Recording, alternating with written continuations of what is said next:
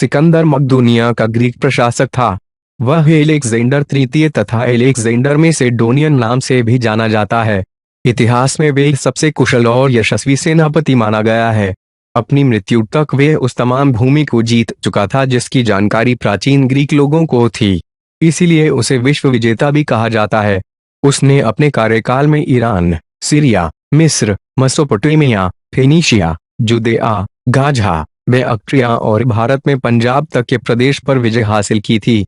उल्लेखनीय है कि उपरोक्त क्षेत्र उस समय फारसी साम्राज्य के अंग थे और फारसी साम्राज्य सिकंदर के अपने साम्राज्य से कोई 40 गुना बड़ा था। फारसी में उसे इस्कंदर ए मकदूनी और हिंदी में सिकंदर महान कहा जाता है। यूनानी शासक सिकंदर ने भारत पर आक्रमण ईसा पूर्व में किया। वह भारत आकर कुछ राज्यों में विजय प्राप्त करके वापस लौट रहा था। तब उसने तक्षशिला के पास एक उद्यान में बहुत से नग्न जन मुनियों को तपस्यारत देखा। उसने अपने एक दूत को भेजकर मुनिराजों को बुलवाना चाहा, लेकिन मुनिराज नहीं आए।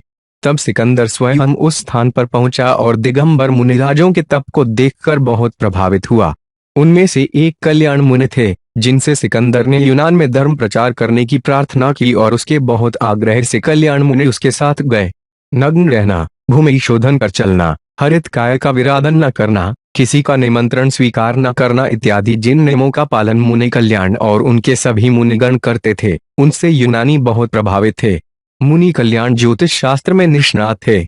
उन्होंने बहुत सी भविष्यवाणियां की थीं और सिकंदर की मृत्यु को भी उन्होंने पहले से घोषित कर दिया था।